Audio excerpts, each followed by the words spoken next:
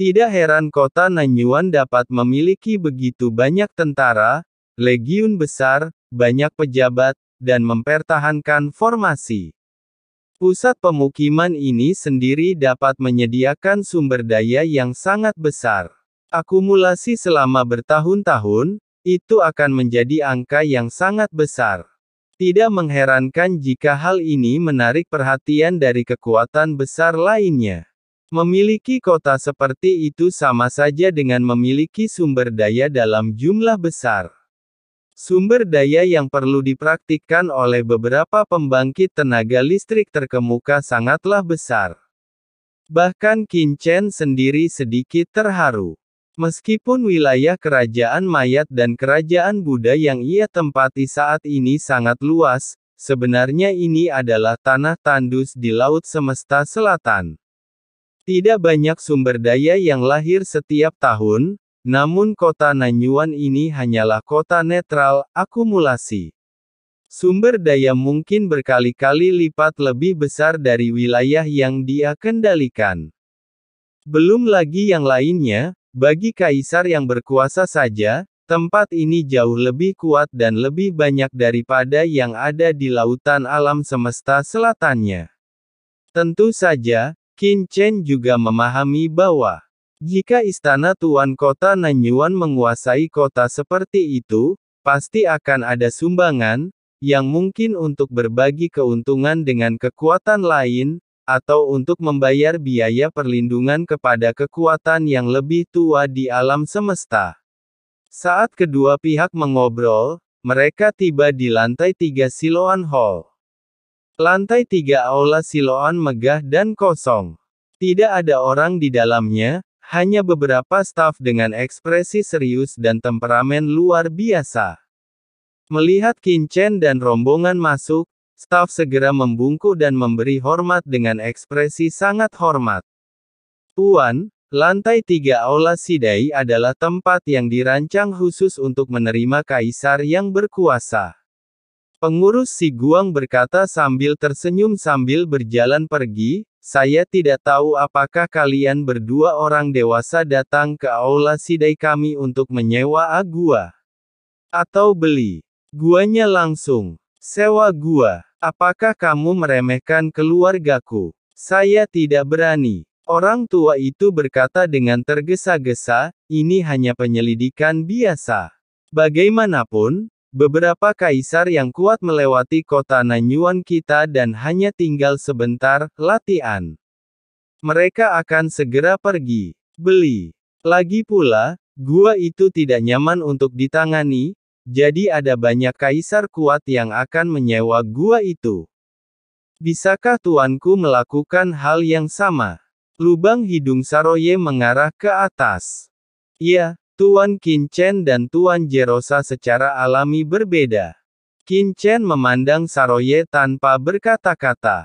Orang ini terlalu terkenal. Saya berencana untuk tinggal di kota Nanyuan untuk sementara, jadi saya perlu membeli tempat tinggal, kata Qin Chen sambil menatap orang tua itu.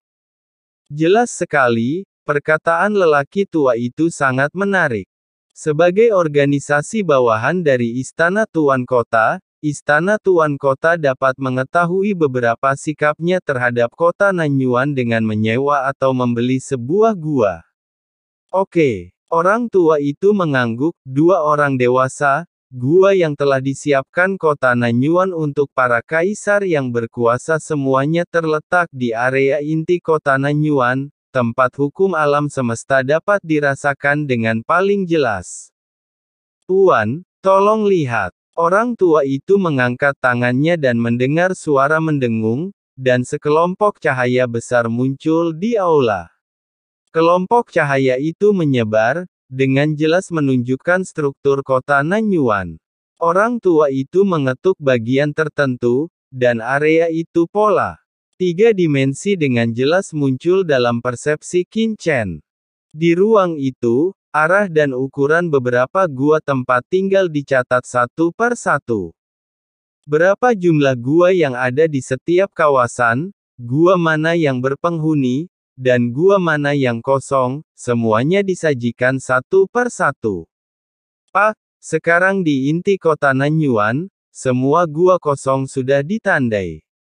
Ada gua besar dan kecil, dan harganya juga di atas. Anda bisa memilih sesuka hati. Jika menurut Anda masing-masing gua terlalu kecil, Anda bisa juga jika Anda membeli, Anda hanya perlu membayar sejumlah biaya bahan pengganti. Istana Sidai kami dapat membantu menghubungkan banyak gua menjadi satu. Orang-orang kuat dari banyak kekuatan di kota Nanyuan kami pada dasarnya telah membeli gua-gua tersebut. Orang tua itu menjelaskan secara detail dan sangat sabar. Qin Chen meliriknya dan harus mengatakan bahwa struktur gua di kota Nanyuan sangat sempurna. Banyak gua yang sepenuhnya menyelimuti aliran pasang surut hukum kosmik di area inti kota Nanyuan. Rasakan lautan kosmik. Gelombang hukum mengalir, yang sangat bermanfaat bagi budidaya. Apalagi sebagian besar gua dalam persepsi sudah berpenghuni, dan tidak banyak yang tidak berpenghuni. Akan sangat menakutkan jika area inti ini dihuni oleh kaisar yang kuat, seru Qin Chen diam-diam. Ini tentu merupakan jumlah yang mencengangkan. Tuan, mengapa kita tidak membangun gua yang lebih besar? Saroye mendongak dan berkata, kamu membayar. Qin Chen melirik Saroye. Saroye tertegun. Qin Chen terlalu malas untuk memperhatikannya. Dia menggerakkan tangan kanannya dan salah satu gua tiba-tiba menyala. Ini dia. Qin Chen memilih gua yang lebih kecil, itu agak jauh, tapi tepat. Di area utama arus pasang surut hukum laut alam semesta, pada saat yang sama, informasi tentang gua ini juga muncul di benak Qin Chen. Seluruh gua memiliki keliling 100.000 km persegi, dengan pegunungan dan sungai tersebar di seluruh gua. Terdapat juga aula yang megah, dan terdapat ruang bawah tanah yang sangat besar di bawah aula yang dapat digunakan untuk latihan dan kompetisi. Gua ini relatif kecil, seperti beberapa monster bintang papan atas yang menampakkan wujud aslinya. Di tubuh asli, atau saat berkultivasi, itu mungkin tidak cukup. Lelaki tua itu mengingatkan sambil melirik Saroye. Sebagai bintang laut kosmik, Komodo sangatlah besar. Qin Chen berkata dengan enteng. Tubuh Saroye lebih besar dari bintang. Dia bisa menelan bintang dalam satu gigitan. Jika dia benar-benar ingin membeli gua di mana tubuhnya bisa merajalela, itu tidak akan cukup besar. Bagaimanapun, kaisar tubuh fisik orang kuat adalah kumpulan hukum yang dapat diubah dengan bebas. Mengapa dia harus membebaskan tubuhnya sepenuhnya? Saroye. Nah, gua ini terletak di No. 6199, distrik Yuanjia. Itu biaya pembelian adalah 10.000 kristal kaisar. Selain itu, setiap era diperlukan biaya pemeliharaan 100 kristal kaisar. Orang tua itu berbicara. Qin Chen melambaikan tangannya, dan 10.000 kristal kaisar melayang keluar dan langsung muncul di depan orang tua itu. Kristal kaisar ini diperas dari Presiden Zuo School, total 100.000 kristal kaisar, tiba-tiba saja 10.000. Tampaknya tidak banyak, tetapi perlu dicatat bahwa orang kuat seperti Kaisar Piton Darah, Wakil Presiden Masyarakat Tengkorak dan Tulang, hanya memiliki 50.000 kristal kaisar setelah bertahun-tahun membayar nyawanya kepada Zuo School and Bones Society. Alasan mengapa Qin Chen tidak membeli gua yang lebih besar adalah karena itu tidak diperlukan informasi. Ini adalah token akses Anda.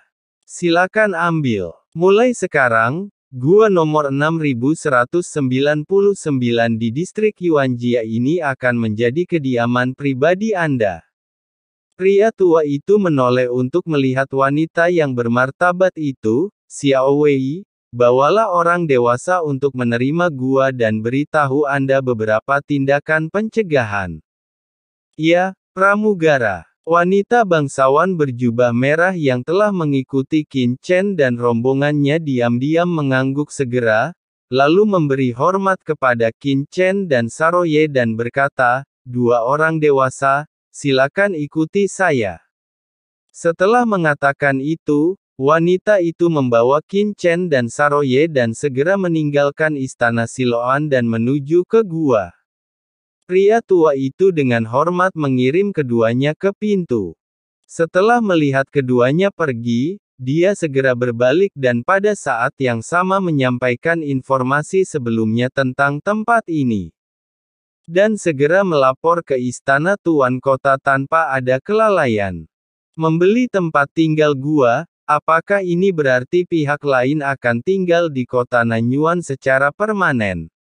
Dan mendaftar langsung di istana sidai kita, apakah itu berarti pihak lain tidak memiliki niat buruk terhadap kota Nanyuan kita? Setelah pemanggilan, lelaki tua itu bergumam pada dirinya sendiri. Setelah bekerja di istana sidai selama bertahun-tahun, dia secara alami memiliki sepasang mata yang berapi-api. Aku ingin tahu bagaimana istana tuan kota akan memperlakukan kaisar yang kuat ini. Orang tua itu berkata dalam hati. Jika itu hanya seorang kaisar biasa, kota Nanyuan tidak akan memperhatikan sama sekali, tapi sekarang keduanya adalah orang kuat yang bisa melawan salah satu dari 10 kekuatan gelap, Presiden Zuo School, dan mereka juga memiliki komodo.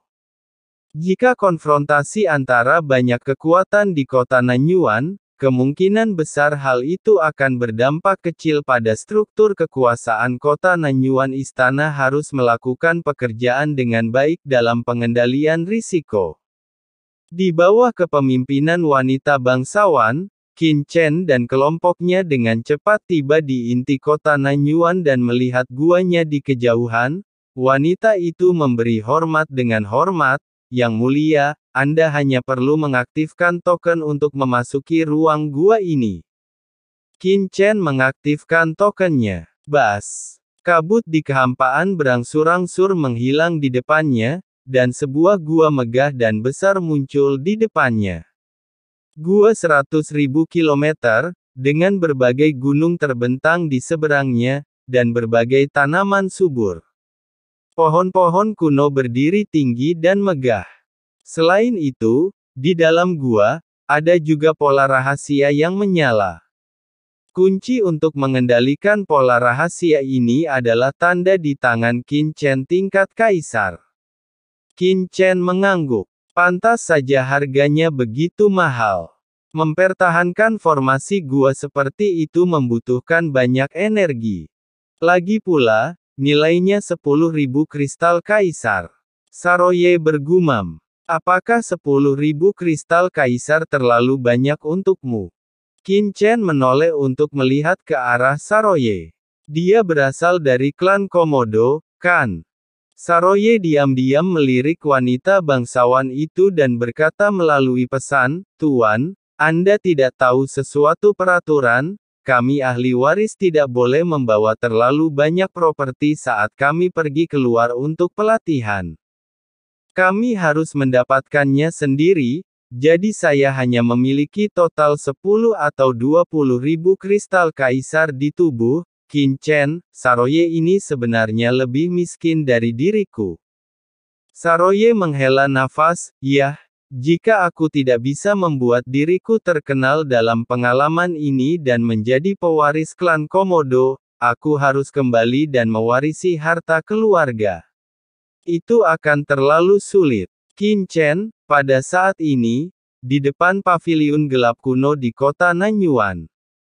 Sesosok muncul diam-diam, menunjukkan tanda, dan segera berjalan ke loteng. Presiden Zuo School, angin macam apa yang bertiup? Kamu paham? Apakah itu meledak di menara Tianwaiku? Suara dingin terdengar.